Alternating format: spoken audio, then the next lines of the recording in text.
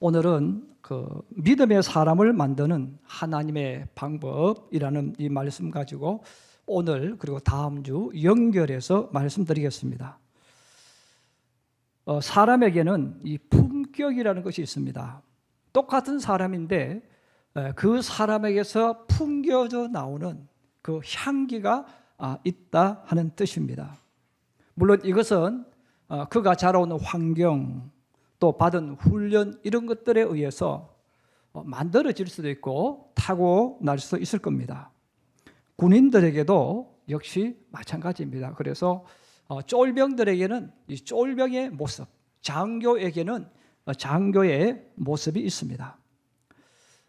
훈련소에서나 아니면 부대에서 주일날 예배를 드리고 이 사병들에게 초코파이를 나눠주거나 빵을 나눠줘요. 교회가 와서 나눠줄 수도 있어요.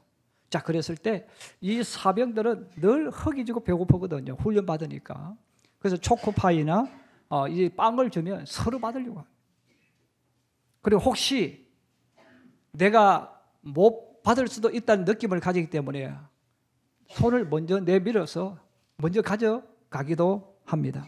근데 똑같은 그 장소에서 이 장교들이 장교 되기 위한 훈련을 받고 예배 드릴 수가 있어요. 근데 그 장교들에게도 초코파이를 주고 빵을 줍니다. 근데 장교들은 거부를 해요. 배가 고프지 않습니다. 우리는 초코파이 먹지 않겠습니다.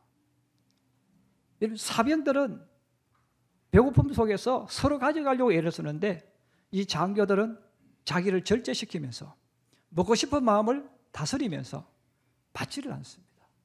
그 이유는 장교에게는 품격이 있다는 거예요. 장교는 장교의 품격이기 때문에 똑같은 장소에서도 더 어려운 훈련을 받으면서도 자기 품위를 지키고 그 모습 속에서 장교의 향이 나오도록 만듭니다. 얼마 전에 팽성에서 우리 교회에 나왔던 부부가 있었습니다. 한 분은 여자분은 서울에서 학교 선생님이었고 남자분은 군인이었어요.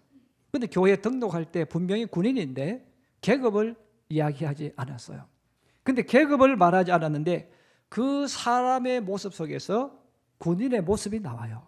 그래서 제가 집에 가서 아내 보고 이야기했어요. 내가 그분 계급을 모르는데 모습에서 나오는 그 모습이 소령 아니면 중령 같다. 그랬어요. 그래서 그분이 우리 교회 한 4개월 가량 주일마다 와서 예배를 드리고 9월 마지막 주에 이제 이천으로 발령받아 갔습니다. 떠나기 전에 제가 이제 기도를 해줬어요. 기도를 해주면서 제가 물었습니다. 실례가 안 된다면 혹시 군대 계급이 어떻게 됩니까? 물으니까 목사님 소령입니다. 그렇게 이야기를 해요. 자, 소령인데 지금 원래 진급을 받아야 된다는 거예요. 중령으로. 그러면 여기에 1년 더 있을 수 있는데 진급이 안 돼가지고 2천으로 가게 됐다. 그렇게 이야기를 했어요. 그래서 제가 하나님 꼭 중령이 아니라 대령 별까지 달게 해달라고 제가 기도하고 보낸 적이 있는데 여러분 그분이 제게 말한 적이 없어요. 근데 그분의 모습 속에서 나는 소령입니다. 아니면 장교입니다. 이 품위가 흘러나왔다는 거죠. 우리 신앙인에게도 마찬가지예요. 신앙인에게도 신앙인의 품격, 이 신앙인의 향기가 있습니다. 그래서 신앙인들도 신앙 훈련을 받은 사람과 훈련을 받지 않는 사람은 행동이 달라요. 저는 이 군인들과 같이 이렇게 비교를 하면서 제 나름대로 예수 믿는 사람의 그 신앙의 품격을 저는 4가지로 생각을 해요. 첫째는 군대 가기 전의 민간인 같은 성도, 훈련되지 않은 사람이죠. 전혀 신앙 훈련 받지 않고 교회를 다니는 사람인데 이런 남자들이 군대 갔다 오지 않았다는 그 말은 훈련 받지 않았다는 말은 자기 하고 싶은 대로 한다는 거예요. 교회를 다녀도 자기 하고 싶은 대로 하면서 예수 믿는 사람이 있습니다. 둘째는 군 입대해서 4주간 기초 훈련을 받고 한 2병과 1병 정도 되는 사람. 그럼 이 사람들은 예배를 드리고 기본적인 것은 해요. 그런데 이들의 특징이 뭐냐? 끌려가는 거예요. 훈련병과 2병과 1병 정도 되면 스스로 뭘 잘 못해요. 항상 지시를 받고 또 지시받는 대로 끌려가는 거죠. 그래서 예수를 믿고 교회를 나오지만 내가 정말 자원해서 나온다든지 내가 주도적으로 하는 게 아니라 끌려오는 거예요. 세 번째는 유격 훈련이나 또 대대 ATT 훈련이나 또 연대 RCT 같은 이런 훈련을 반복해서 병장과 같이 된 사람들, 이런 신앙인은 이제 교회 다니면서 성경 공부를 어느 정도 훈련을 많이 한 사람들이죠. 자, 성경 공부를 많이 한 사람들은 자기가 알아서 일을 다 합니다. 이제는 누구의 지시를 받기보다는 스스로 알아서 할 수 있는 신앙인이 되어지는 거죠. 그리고 넷째는 바로 특수훈련을 통해서 최고의 전사로 만들어지는 군인입니다. 이들은 일당백의 용사들이죠. 그래서 이 일당백의 용사들, 이들에 의해서 엄청난 일이 일어나는 거예요. 마찬가지로 교회에서도 성경 공부를 많이 했다고 해서 여러분 일당백이 되지 않아요. 성령의 기름 부음이 있어야 합니다. 그래서 하나님의 성령이 임해야 되는 거예요. 하나님의 성령이 역사하는 사람은 바로 하나님의 역사를 일으키는 거예요. 그리고 이런 사람들이 교회에 말하면 일당백의 용사들입니다. 예수님의 제자들이 그 길을 걸어갔잖아요. 그래서 우리 예수님께서 3년 동안 제자들에게 열심히 가르치셨지만 거기로 끝나지 않았어요. 성령을 받으라. 성령을 받으라고 계속 강조하셨고 성령을 부어주셨습니다. 그러므로 교회 다녀도 여러분 성령이 역사하는 사람하고 교회에서 성경 공부를 많이 한 사람은 딱 보면 표가 나요. 믿음이 좋다 나쁘다를 말하는 게 아닙니다. 하는 행동에 표가 난다는 거예요. 그래서 제자 교육을 많이 받은 사람은 자기도 모르게 절도가 있어요. 그러나 성령이 역사하는 사람은 온유해요. 품을 줄 알고 안아줄 줄 알고 기다려줄 줄 알고 용서해 줄 줄 알고 상대방이 어떤 잘못을 했을 때도 따지지 않아요. 부모처럼 어머니처럼 아버지처럼 안아줄 수 있는 용사. 그러면서도 단호합니다. 여러분, 우리가 첫째와 둘째 정도의 신앙을 가지고 있는 이 사람, 신앙인들은 교회를 다니고 또 설교를 듣고 많은 것을 해도 생각하고 추구하는 것이 세상 사람과 굉장히 비슷합니다. 여러분, 세상 사람들이 추구하는 것이 뭡니까? 세상 사람들이 원하는 것이 뭡니까? 고생하지 않고 빨리 잘 되는 거죠. 성공하고 출세하는 겁니다. 그래서 다른 사람보다 더 좋은 차를 사고 더 큰 집을 사고 돈을 빨리 벌어서 내가 인생을 엔조이 하겠다. 인생을 내가 즐겁게 살겠다. 근데 그 즐겁게 산다는 것은 나를 위해 살겠다는 것이죠. 믿음의 길을 걸어가는 신앙인들도 요즘 점점 이런 생각으로 많이 변해가고 있습니다. 그래서 교회를 다니고 기도를 하면 고생하지 않고 복을 받을 것으로 생각해요. 그래서 교회와 기도하는 것, 예수 믿는 것은 내가 예수를 잘 믿으면 잘 믿을수록 고생하지 않고 내가 생각하는 것, 내가 원하는 것을 이룰 수 있다는 생각을 가지게 됩니다. 또 예수를 믿으면 자신에게 어려운 일이 일어나지 않아야 된다고 생각을 해요. 자, 이런 생각 가지고 교회를 다니기 때문에 자기에게 어려운 일이 일어났어요.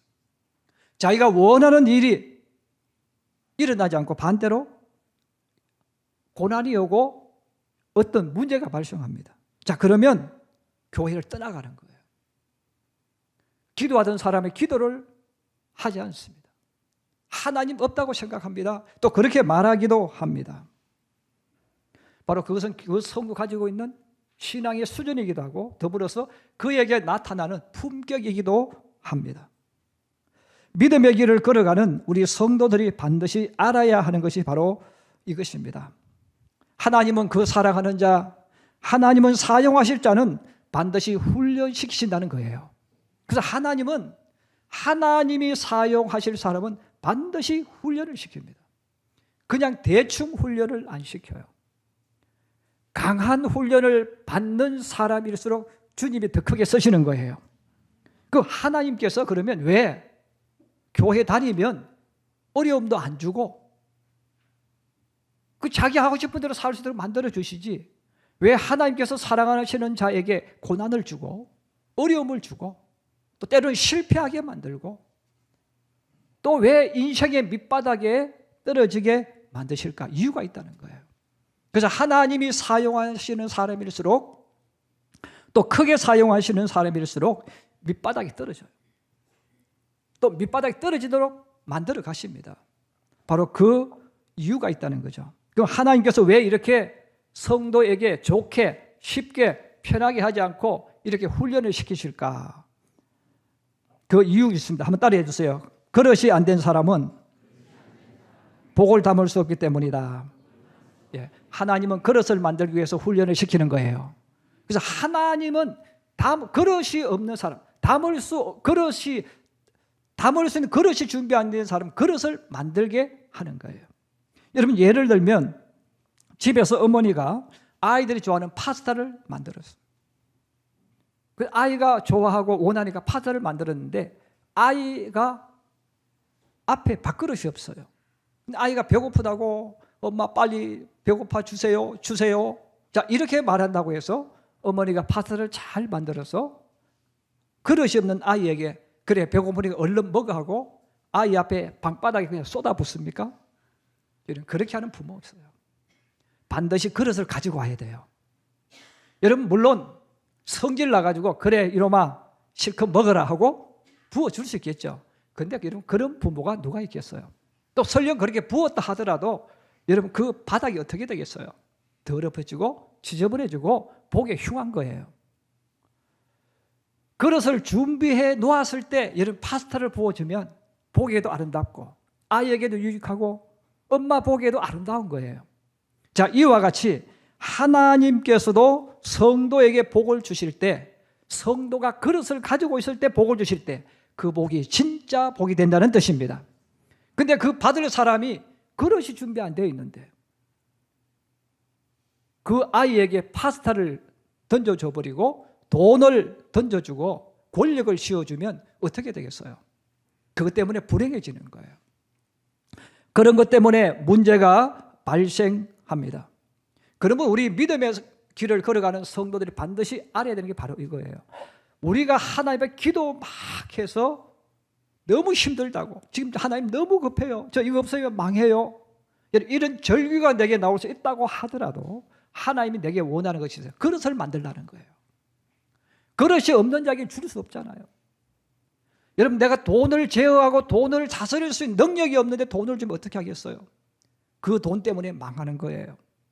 내가 권력을 사용할 줄 모르는데 권력을 주면 그 사람은 권력 때문에 망하는 거예요. 그러므로 하나님께서는 반드시 고난이라는 것을 통해서, 어려운 문제를 통해서 그로 하여금 담을 수 있는 그릇을 만들게 합니다. 그러면 우리가 그릇이 안 돼 있는 사람들, 그럼 그 사람들도 복을 받을 수 있어요. 그릇이 안 된 사람들도 사업에 성공할 수가 있어요. 때로는 부모의 유산을 받을 수도 있어요. 로또 복권에 당첨될 수도 있어요. 자, 그랬을 때 그게 복이냐? 성경은 복이 아니라고 이야기합니다. 잠언 20장 21절에 말씀합니다. 우리 한번 따라해 주세요.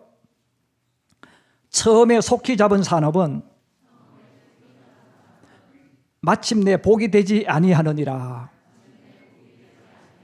잠언 20장 21절에서 처음에 속히 잡은 산업, 다시 말해 내가 땀 흘리지 않고, 내가 눈물의 빵을 먹지 않고, 내가 고난의 실패의 잔을 마시지 않고 쉽게 받은 돈은, 쉽게 받은 사업, 쉽게 성공한 것은 마침내라는 건 끝끝내 복이 안 된다는 거예요.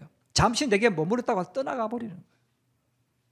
제가 우리나라 궁금해서 로또 복금 최고 당첨 금액이 얼마일까 한번 인터넷 검색을 해봤습니다.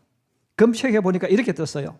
2003년 4월 12일에 어떤 사람이 딱 당첨됐는데 앞에서 계속 당첨이 안 돼가지고 누적되어서 받은 액수가 407억입니다. 보통 한 번 될 때마다 15억에서 30억이래요. 근데 이 사람은 똑같이 한 번 당첨됐는데 407억 2296만 원. 여러분 덤덤하시죠? 여러분 로또 복권에 당첨된 사람이 얼마나 많습니까? 또 얼마나 기다렸습니까? 근데 그것을 가지고 제대로 잘 사는 사람 없습니다. 다 날려버렸어요. 왜? 담을 그릇이 안 돼. 관리할 그릇이 안 되는데 어떻게 복권에 당첨돼서 400억을 받았어요. 아니면 200억 받았어요. 15억을 받았고 30억 받았어요. 다 날아간다는 거예요. 이미 잠언서에 하나님께서 말씀하셨잖아요. 처음에 속히 잡은 사람은 마침내 복이 되지 않는다. 이미 말씀하셨습니다. 자, 그럼에도 불구하고 우리들은 내가 그릇이 되어져 있는지 없는지 이것도 모르고 자꾸만 주님 주세요 주세요 하는 거예요. 그러나 주님은 고난을 통해서 나로 하여금 복을 다스릴 수 있는 사람, 복을 담을 수 있는 그릇으로 만들어 주시는 줄로 믿습니다. 그러므로 성경에는 이렇게 처음에 속히 잡은 사람은 복이 되지 않는다는 것을 실제 사례로 보여주는데 그 실제 주인공이 누구냐면 다윗입니다. 우리 예수 믿는 사람들이 가장 좋아하는 인물 중에 한 사람이 다윗이죠. 바로 믿음의 용사라고 말한 다윗도 처음에 복을 받았거든요. 그런데 그 복이 날아가 버린 거예요. 다윗은 어릴 시절부터 산과 들판에서 양을 치며 뛰어 놀았습니다. 그런데 어느 날 사무엘이 찾아와서 머리에 기름을 붓습니다. 이제 너는 이스라엘의 왕이다. 왕이 될 거야. 기름 부었어요. 여러분, 다윗은 머리에 기름 붓는 그 순간부터 얼마나 기뻤겠습니까? 그런데 다윗은 머리에 기름 부음을 받고도 들판으로 갑니다. 거기서 계속 양을 칩니다. 하나님께서 나에게 기름을 부으셨다면 빨리 왕이 되게 해주셔야지. 그런데 하나님은 왕이 되지 않게 하셨어요. 다윗은 계속 들판에서 양을 칩니다. 그러면서 1년 지나고 2년 지나고 3년이 지나고 시간이 지나가는 거예요. 자, 그러던 어느 날 블레셋 나라가 쳐들어왔습니다.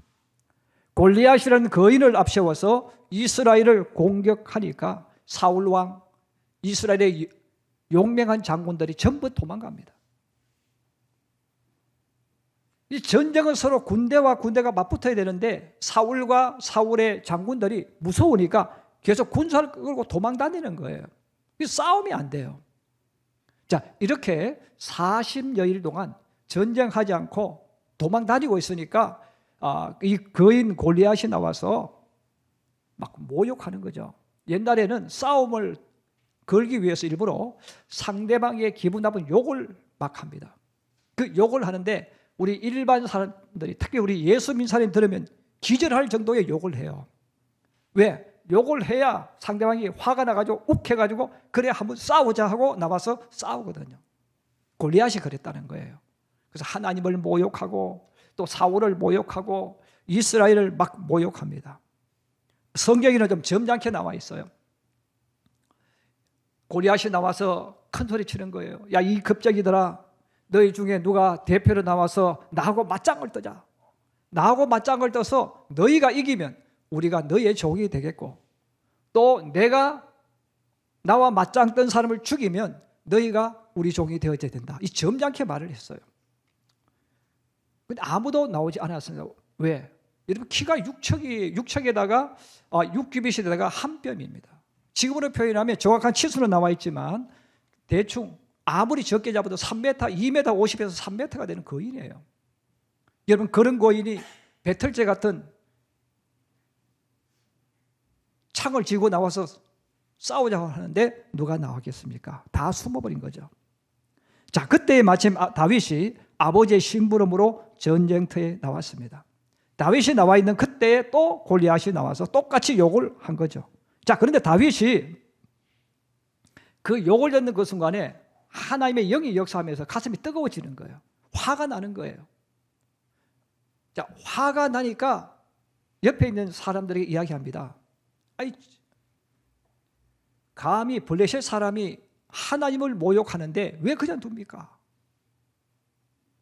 옆에 있는 사람이 말하는 거죠. 무서워서 아무도 못 싸운다는 거예요. 왜 무섭냐 이겁니다. 하나님이 함께하는데 왜 무섭냐 이거죠. 나는 이길 수 있다는 거죠. 그 말을 듣고 그 말을 사울 왕에게 전합니다. 그래서 사울 왕이 궁금하잖아요.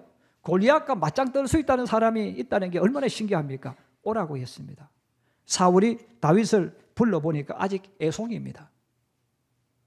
그런데 지금 마땅한 방법이 없어요. 골리앗과 싸워서 대책을 세워야 되는데 이길 방법이 없습니다. 그래서 그냥 다윗에게 그래, 그러면 자신 있으면 너가 한번 싸워봐. 그래, 자기의 갑옷을 죽었어요. 근데 다윗이 말합니다. 그 갑옷을 벗어놓고 말합니다. 내 식대로 싸우겠다는 거예요. 그러면서 다윗이 사울에게 왕 앞에서도 당당하게 말을 하는 거예요. 왕이여, 제가 들판에서 양을 칠 때 제가 이래봬도 사자와 싸워서 이긴 사람입니다. 제가 곰과 싸워서 이긴 사람입니다. 사자나 곰이 양 새끼를 훔치려 오면 제가 그를 때려가 쫓아보냈습니다. 그런데 가끔 이 사자나 곰들 중에서 화가 나가지고 저한테 덤비는 이 사자나 곰이 있었는데, 그러면 제가 그들과 맞붙어가지고 숨을 잡고 그를 죽였습니다. 여러분, 우리가 들었을 때 뻥 아니겠어요? 그 이해가 되는 말입니까? 말이 안 되는 이야기 아니겠어요? 그런데 다윗은 태연하게 그 이야기 하는 거예요. 내가 실제로 그렇게 했다는 거예요. 여러분, 사자나 곰이 덤벼와도 내가 도망가지 않았습니다. 내가 하나님의 이름으로 그를 이겼습니다. 내가 그렇게 싸워 이긴 것처럼 제가 저 골리앗과 싸우겠습니다. 그리고는 갑옷을 벗고 목동의 모습으로 갑니다. 자, 그 목동의 모습으로 손에 막대기를 들고, 그리고 마침 아마 싸우고 있는 그 지역이 냇가 같아요. 그래서 냇가에 있는 매끄러운 돌 5개를 골라서 목자의 제구에 집어넣었습니다. 그리고 골리앗에게 도전을 하는 거죠. 이 키 크고 느린 곰탱이 같은 골리앗아, 나와 한판 붙자 하고 하니까 골리앗이 창을 들고 걸어 나왔는데 딱 보니까 애송이란 말이에요. 그리고 손에는 창도 없고 칼도 없고 방패도 없고 아무것도 없습니다. 이렇게 가만히 생각해 보세요. 싸우자고 나와서 싸우려고 하는데 상대방이 아무런 무기도 들고 있지 않아요. 애송이에요. 얼굴에 아직 악의 티가 나는 거예요. 여러분, 그랬을 때 골리앗의 마음속에 헛웃음 나오지 않겠어요? 그리고 긴장을 하지 않았을 거예요. 자, 그때 다윗이, 성경이 말합니다, 골리앗을 향해서 달려갔다는 거예요. 그러면서 다윗이 외치는 말, 우리가 잘 아는 말씀인데 한번 같이 찾아보겠습니다. 사무엘상 17장 45절에서 47절. 여러분, 성경을 한번 찾아보시기 바랍니다. 사무엘상 17장 45절 47절입니다.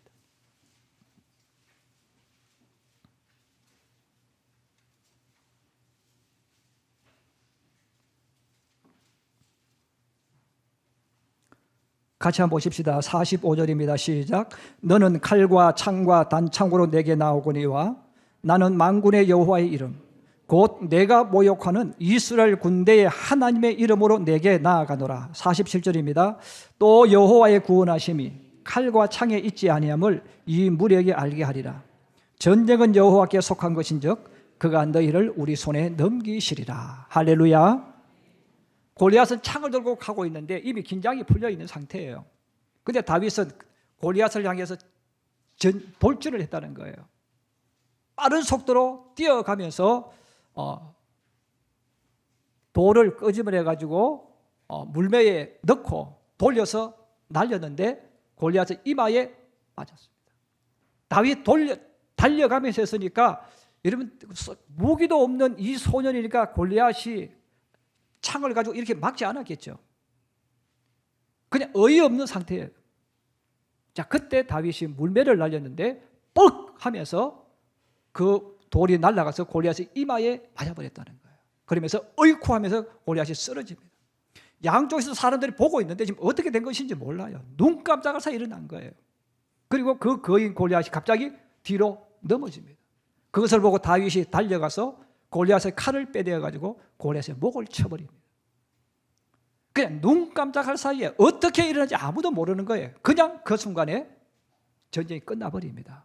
그리고 사울이 공격 앞으로 명령과 함께 이스라엘이 공격합니다. 이 블레셋 사람은 얼마나 놀랐겠어요. 도망갑니다. 이런 도망가는 사람을 이스라엘 백성이 뒤따라가면서 죽여버렸다는 거예요. 자, 이것을 통해서 다윗은 갑자기 조금 전까지 목동이던 그 다윗이 이스라엘의 영웅이 됩니다. 그리고 이스라엘의 영웅이 될 뿐 아니라 그는 거기서 요나단을 만납니다. 요나단은 왕위 계승자죠.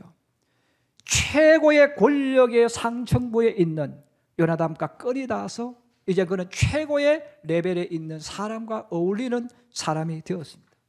그리고 성경은 계속해서 말합니다. 왕이 다윗의 이 모든 모습을 보고 천부장으로 삼았대요. 천부장은 성경에 나오는 군 계급에서 최고 계급. 그 오늘날로 표현하면 정확하지는 않지만 사단장이나 아니면 군사령관이 되겠죠. 투스타 아니면 쓰리스타. 여러분 조금 전에 목동이었어요. 근데 목동이던 다윗이 지금 천부장이 됐어요. 그리고 요나단의 절친이 되었어요. 전쟁의 영웅이 되었습니다. 그리고 조금 더 지나서 왕의 부마가 되어졌어요. 모든 사람이 우습게 여겼던 그 목동이 성경은 말합니다. 존귀한 자가 되었다. 모든 영광, 모든 복이, 모든 사람이 우란 모든 것을 17세의 다윗이 순식간에 얻게 되어졌어요. 그런데 성경 그 뒤부터 또 이야기합니다. 이때부터 사울 왕이 다윗 왕을 왕권 찬탈자로 낙인을 찍고 죽이기로 마음먹습니다. 우리 한국적인 표현은 역적으로 간주를 하는 거예요. 아니면 역적이 될 사람으로 점을 찍어놓고 그때부터 다윗을 죽이려고 마음을 먹었습니다. 너무너무 지금 잘 나가고 있는 다윗인데 갑자기 다윗의 인생이 낭떠러지로 떨어집니다. 그리고 죽이려고 하는 사울 왕을 피해서 아무것도 없는 광야로 도망갑니다. 조금 전까지 또 다윗은 화려한 집에서 살았어요. 최고 좋은 음식을 먹고 살았어요. 근데 그 다윗이 광야로 쫓겨가는 거예요. 아무것도 없는 광야. 여러분 하나님께서 바로 잠언서에 하신 그 말씀이 바로 이거예요. 속히 잡은 것 마침내 그의 것이 안 된다는 거예요. 다윗도 순식간에 천부장, 요나단의 절친, 왕의 부마, 전쟁 영웅 모든 좋은 것 다 가졌는데 다 떠나가 버렸다는 거예요. 여러분 왜 떠나갔을까요? 다윗은 가지고 있었지만 받았지만 그것을 관리하는 그릇이 되지 못했다는 것입니다. 그러므로 하나님께서 다윗을 왕이 될 그릇으로 만들기 위해서 다시금 광야로 인생의 낭떠러지로 떨어뜨려 버린 거예요. 내가 눈물의 빵을 먹어보지 않고 부모의 유산을 받아서 갑자기 부자가 되면 그 사람은 그 부모의 유산이 자기의 것이 될 확률이 별로 없습니다. 운이 좋아서 로또에 당첨되어 수십억의 부자가 되었다 할지라도 잠시의 큰 기쁨은 될지 몰라도 내 것이 되질 못해요. 여러분 젊은 시절에 어떻게 해서 흔히 말하는 어떻게 맞아가지고 떼돈을 벌었다고 해도 그 떼돈이 자기의 것이 되지 못합니다. 왜 그렇습니까? 성경이 그 답을 알려주는 거예요. 그것은 내가 그것을 담을 수 있는 그릇, 사용할 그릇이 안 되었기 때문입니다. 사랑하는 우리 성도 여러분, 혹시 주변에 젊은 나이에 여러분보다 더 잘 나가는 사람, 일찍 무엇인가를 이룬 사람을 볼 때 부러운 마음은 들겠지만 그것 때문에 신앙이 흔들리지 않기를 바랍니다. 지금은 누리고 있지만 자기의 것이 되지 못합니다. 내 것이 되려면 내가 그릇이 만들어져야 돼요. 그래야 이것이 진짜 내 것이 되어지고 내가 이 복을 나의 복으로 만들어서 우리 후손들에게 전해줄 수 있는 복이 되어집니다. 그래서 하나님께서 우리를 그릇 되도록 만드는 거예요. 그럼 하나님은 내가 그릇이 되도록 어떻게 이끌어 가실까? 바로 다음 주에 말씀을 드리도록 하겠습니다. 사랑하는 우리 성도 여러분, 하나님의 인도하심은 틀림이 없습니다. 그러므로 우리는 이 땅을 살아갈 때 내가 복 받는 것도 중요하고 돈 많이 버는 것도 중요하고 남보다 잘 되는 것도 중요해요. 그러나 더 중요한 것이 있습니다. 내가 그릇이 되어지는 거예요. 내가 그릇이 되어질 수 있도록 자기를 만들 뿐 아니라 내가 어떤 그릇인가 잘 되돌아보아서 여러분 내가 정말 복을 담을 수 있는 그릇, 복을 품을 수 있는 그릇 되도록 자기를 만들어가는 하나님의 사람, 예수의 사람들이 되기를 주님의 이름으로 축복합니다.